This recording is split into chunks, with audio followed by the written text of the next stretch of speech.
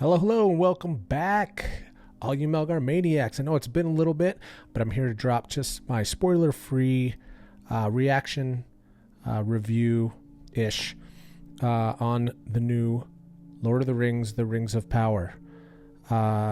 If you haven't heard on any of my other videos or know me in person, you would know I am a massive Lord of the Rings fan. So when this was announced a while back, I was definitely hyped. I'm super excited. Obviously more content, and also we have the animated movie coming out that has to deal with the Rohirrim, so I'm looking forward to that as well. This was a long time coming. I gotta say, I was extremely hesitant due to the way that it was being promoted, with Entertainment Weekly and all of them really pressing the way that they were putting it out there, and just seeing some of the avenues they decided to take creatively, and to come to find out that a lot of it is these creators I guess view on some of the lore, but also a lot of it is made up because they do have some rights to aspects of the Silmarillion. If you haven't read that, I would suggest getting it on audio because it's extremely the way that it is written. J.R.R. Tolkien wrote it and then his son edited it. It's a hard read, and it's broken up to 4 parts, and we won't get into all that, like I said. So I have read it a few times, and I was kind of wondering which aspects they had the rights to and what they were going to use, and what they didn't have the rights to, and what they were going to make up as they went along. And as I said, during the promoting part of it, all of the trailers and things like that kind of had me worried a little bit. Just not my cup of tea. But I'm gonna give it a chance. It's Lord of the Rings, and even being a Star Wars fan too, you're gonna watch what comes out to keep with the continuity of it, to see where they went with it, and it's content. You don't know if we're gonna get any more, or especially with J.R. Tolkien, once he passed and his son passed, and the estate just kind of sat there in this weird limbo of what they can do with it next, and the rights to certain things. So I was a little bit hesitant, and then the promotion did not help at all. But then I started seeing a couple of trailers as it got closer that I was kind of intrigued by, and I started getting a little bit more excited. And then it hit yesterday. Actually came out a day early. Here in Colorado anyway, came out a day early on Amazon Prime, which I'm pretty sure most people got to see it. And I wanted to give at least a day for people to kind of get their viewing in, and then kind of give my reaction. And this is just me, obviously. I'll just say right out the gate that there were some parts of it that I was really impressed by. Obviously, cinematically, I thought it looked pretty nice, and it's sprawling. It's really well done, and I saw today that they had something like 9,500 VFX people working on this from different studios and everything like that.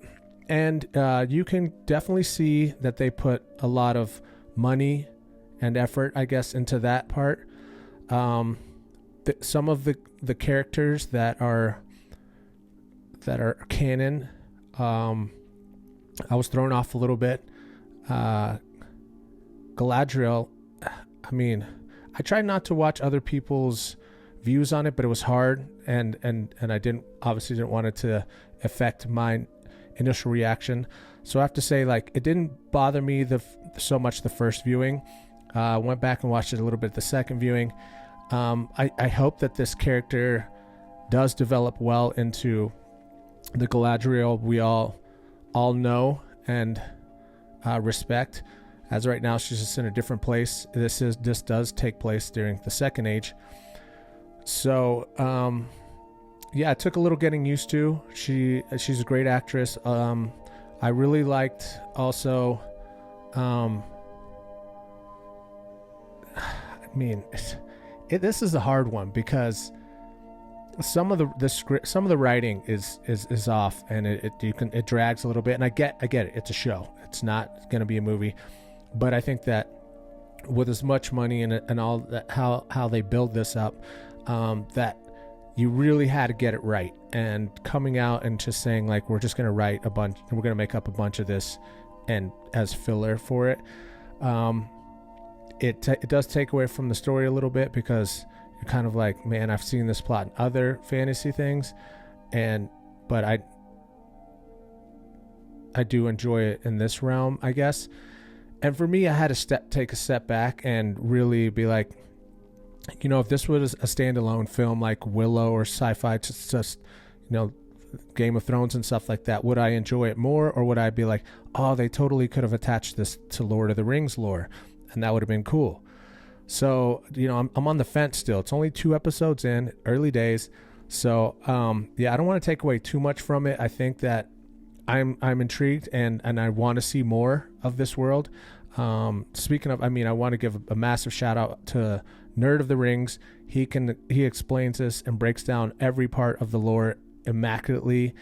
He's very level-headed, non-biased. He has strong views on how he feels about the original content, but he doesn't in no way let that affect him putting out content about the new edition, as well as he's just really, it's really entertaining to watch because he takes it very seriously. So I'll put a link below for Nerd of the Rings to check out his content if you want to know about more, where I'm getting choppy in the middle here and not explaining everything.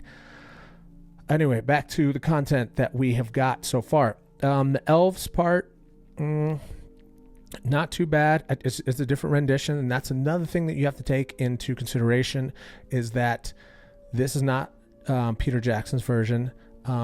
They did do a good job of trying to keep like subtle consistency between it, so then it doesn't fully take you out of the world that he created visually as well, if that makes sense. And so there's little hints to that, as well as to the lore itself. They cover ground on, if you're really heavy into, you know, J.R.R. Tolkien and Lord of the Rings lore, there's some stuff there for the really diehards, but then there's also just some stuff for the casual viewer. So I did appreciate that. I did like Durin, the dwarf, and the actor, and seeing Khazad-dûm the way that you do. It's a moment. It's I think that, I mean, Nerd of the Rings, I think, actually even said that it's an immaculate, like, breathtaking type of scene and stuff like that. And I liked the friendship that he has with Elrond. Again, the actor that portrays Elrond in this is really good, because it's hard to compare yourself to Hugo, who did it, and Peter Jackson just amazingly. But all in all, I do have to say that it is enjoyable. Another element, that the Harfoots, which are the descendants of the hobbits, I wasn't sure how I was going to take them being a part of this, because in the writings they weren't massive in the early stages, in the early age. So I didn't know how it was going to affect me, if it was going to be a little too campy. I mean, I won't say like Ewoks in Star Wars, because I actually liked that, because I was a child at that time when that movie came out, and I remember being like one of my favorite parts of Star Wars. And growing up, people were like, one of the worst parts of Star Wars was when they brought in the Ewoks. So I mean, that element might be for a different target market and the kids and stuff, but it's not super cheesy. They actually fit okay in this storyline, and I am curious to see. They left enough mystery with the first 2 episodes, even though they're pretty lengthy, like an hour and then 45 minutes. The next were 49 minutes or something, for me to want to go back and see more. So, I mean, it's hard not to give away spoilers here and there, but not enough action yet, but I do get it. Again, it is a show, and they've already done, like, I guess 8 episodes for this season. It's supposed to be a 5-year deal leading up into the Third Age. So I understand I'll be patient. I am curious, though, again, to say, to see if they're going to take on the criticism, constructive criticism, as well as the backlash on certain things. And are they going to be able to tighten up the ship, or, find, if the writers don't fit, that they're going to go back and get different writers? Or is this, they had a package deal with the millions, billions that they spent on this, and, they can't change it up later, because that might not work in their benefit. But I'm thinking that, with the second season, that they might get more people that are more educated on the lore, so they can find those ways to gap the stuff they have rights to and the stuff that they don't, and make it more entertaining for all parties. That being said, I give the first 2 episodes probably a 6.57 out of 10, because I am giving it a chance. I do see everyone's points of view on going into it and being a diehard and be like, this is not J.R. Tolkien, they're disgracing his name, he's turning over in his grave, it's too woke, this and that. I understand that, and I can agree on some levels of that, but I also am just excited to be getting Lord of the Rings content, and on such a big scale, and it's an attempt at an original story.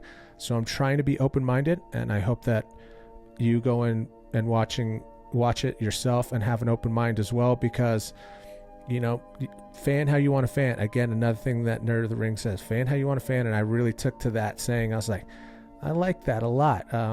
That's the truth. I mean, everyone's going to have their likes, dislikes about some concerns, and it's great to be able to come onto YouTube and have a platform to have respectful conversations about what you liked and what you didn't like, and kind of be hopeful for the future of this franchise, because the last thing you want to happen, though, is to be dead in the water and people just go at it so hard that they kill this off, and then other production companies and producers are scared of it and don't want to risk what's going on. But then again, like I said, we do have the animated movie coming out, and maybe that does really well and they stick to that section of it, and I'm okay with it. There's some really great animation out there. If you haven't seen Love, Death and Robots on Netflix, it's a compilation of a bunch of different studios going in and making animation. So here and there we're getting off track, but give it a watch. That's just my general feeling. I know that there was a bunch of people that are going to be wondering, Sean being a Lord of the Rings fan, what did he think of it? I am looking forward to the next installments, and hopefully it gets a little bit more, the pace picks up a little bit, and the action is a little bit more entertaining, and I hope that it's not just everything we've seen in the trailer thus far. They did get a lot out in these first 2 episodes, but I am excited to see what is next. So if you like this content, and I'm just going to be doing a lot more reviews and reactions instead of the what you watchings and stuff like that. I will do those from time to time, but I have a lot of other cool content going on. There's so much out right now with Star Wars is having a bunch of shows dropping, and I'll be doing stuff with my buddy Boogie Bills. And then I'm also doing a soccer podcast with another one of my friends. So it's just a lot going on, which is exciting. You like to stay busy. And then there's so much entertainment out there right now. And I got to say, House of Dragons, Game of Thrones, I love it. For me, that first couple episodes, 9 and 10 out of 10, like, love it. Can't really compare these two, but they are comparable in the sense that they're both prequels to a main story, and some of it, except for Game of Thrones was actually written. A lot of it is taken from bits and pieces.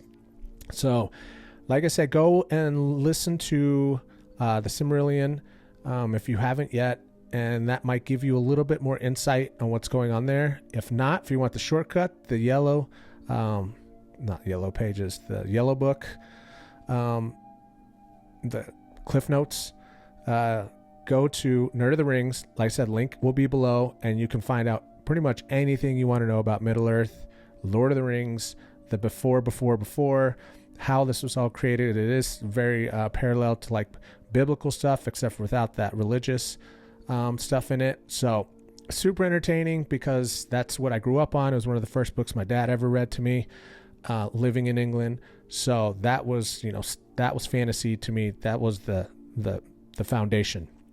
So I could be really harsh, but at the same time, I am content that we're getting more content and we're able to not just look back on things that have been done already. And I'm looking forward to what's next. So I will continue to do reviews on this show as it comes out, and hopefully they're all going to get better and better. But comment below, tell me your favorite parts, or the parts you didn't like, the characters you liked, anything, comments below, and we'll talk soon. All right, Melgar Media out. Peace.